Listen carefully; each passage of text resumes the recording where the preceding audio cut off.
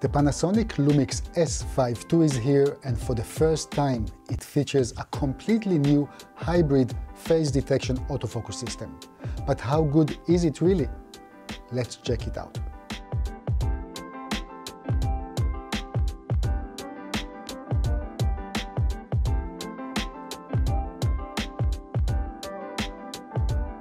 Hi guys, I'm Johnny from CineD, and Panasonic has just announced 3 new products: the LUMIX S5II, the LUMIX S5IIX, and a 14 to 28mm compact ultra-wide-angle L-mount zoom lens with macro capability, which will be available during February for about €799. In this review, I will explore the LUMIX S5II simply because the S5IIX will be arriving only later this year around springtime. Here's a quick overview of what the S5IIX will be additionally able to do. Recording Apple ProRes 422 HQ in HD internally, record 5.8K Apple ProRes externally to SSD via HDMI or USB, all internal recording in 5.8K resolution at 800 Mbps, support Apple ProRes RAW video output to Atomos, and wired or wireless IP streaming next to USB tethering.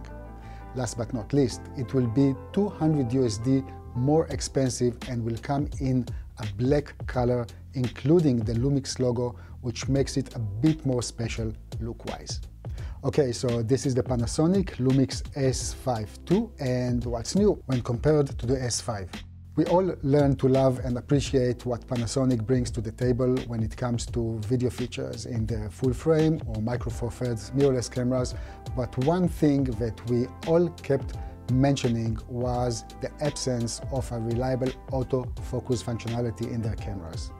To put it differently, we live in an age where being an independent content creator is becoming an extremely popular thing, and having a good autofocus system in a camera is simply a must.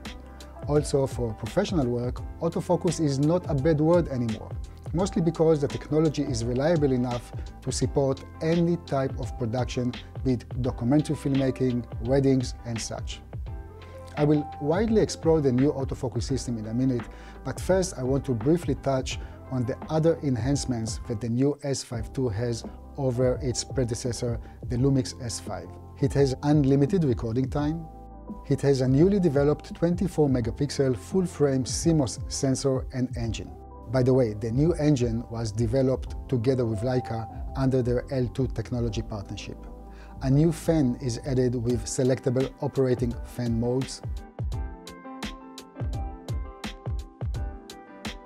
Full-size HDMI Type-A terminal, high-speed USB 3.2 Generation 2 connector, a new, sharper EVF, real-time LUT recording option enabling importing of your favorite LUT to the camera and recording it in camera rather grading in post-production, which I personally do not recommend doing by any way because this is irreversible action. It also has an enhanced active image stabilization system. Please be aware that some wobbling can be evident in some filming condition, and depending on the lens you use, the wider you go with focal length, the more prominent this phenomenon will be.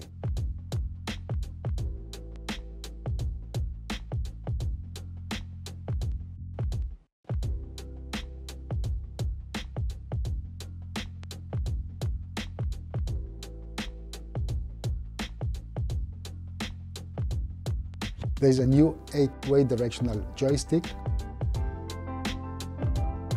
up to 6K 30p long GOP 420 10-bit in 3x2 or 16:9 internal recording in full frame, DCI 4K and 4K long GOP 422 10-bit internal recording in up to 60p. A vector scope has been added, as well as synchro scan function, which is great for flicker-free video recording. There is also a 5 GHz Wi-Fi support next to the 2.4 GHz for communication with smartphones and tablets. And of course, there is a newly developed face detection autofocus system.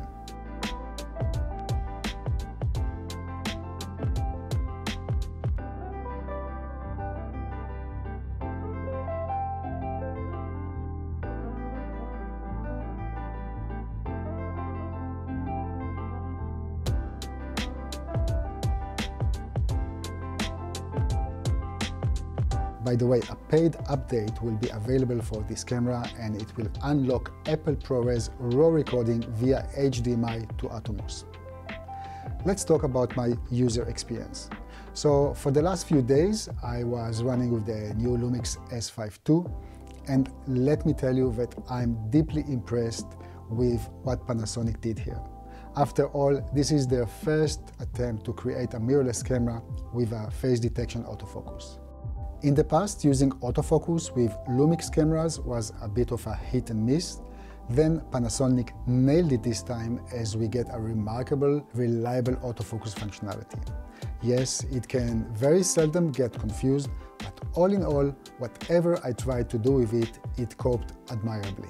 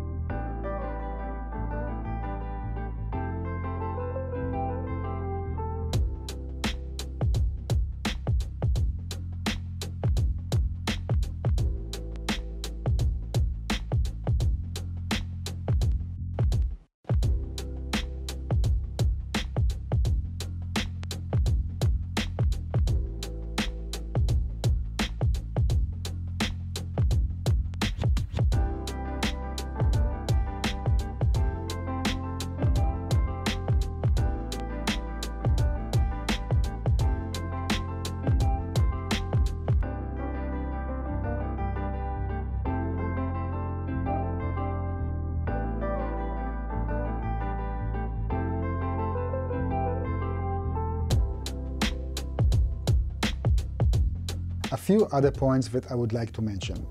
The first one is the low light capabilities of the new camera.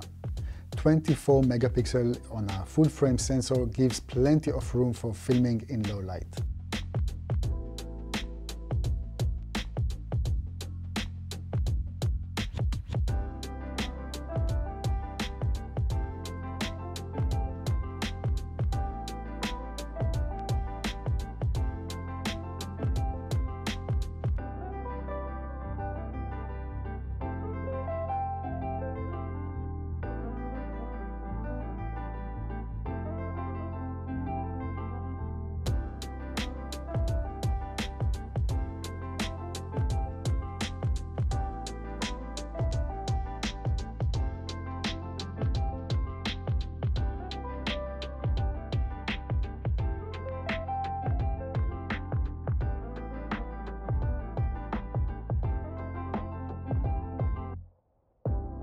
Like its predecessor, the camera is a dual ISO one, and the cleanest images when filming in Vlog can be obtained by using ISO 640 and ISO 4000. And last but not least, looking at the S5II specifications, some might consider it as an entry-level camera.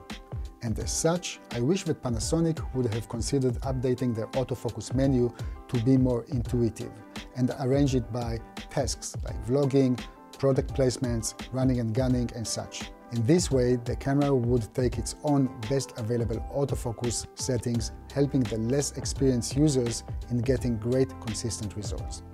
Conclusion. First of all, I would like to congratulate the Panasonic team for doing such a great job in implementing the face detection autofocus in this camera. After all, it is their first try and they have done it extremely well. Panasonic has a new capable backbone camera, and I won't exaggerate by saying that this might be the most important camera they released in the past years. Like its predecessor, it is a long GOP encoding camera only, There is no all-intra or ProRes internal recording, yet 10-bit 4:2 color sampling in full frame up to 4K is now possible, next to 6K recording in 10-bit 4:0. I'm not so sure why Panasonic named this new camera after its predecessor instead of giving it a completely new name and creating a blank starting page.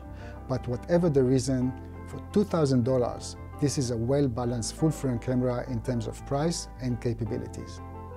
For an additional $200 or 300 euros, the S5II will offer internal Full HD ProRes recording and all-intra encoding at 800 Mbps, next to streaming capabilities. So do your math and consider getting the tool that might serve you best. And now to the $1 million question. What do you think about the new LUMIX S5II? If you are a Panasonic user, are you considering upgrading your camera? If you are a user of a different brand, are you thinking about getting a LUMIX camera now that the autofocus system has been significantly improved? Please share your thoughts with us in the comment section below. Thank you guys, thank you very much for watching, and please don't forget to subscribe to our YouTube channel.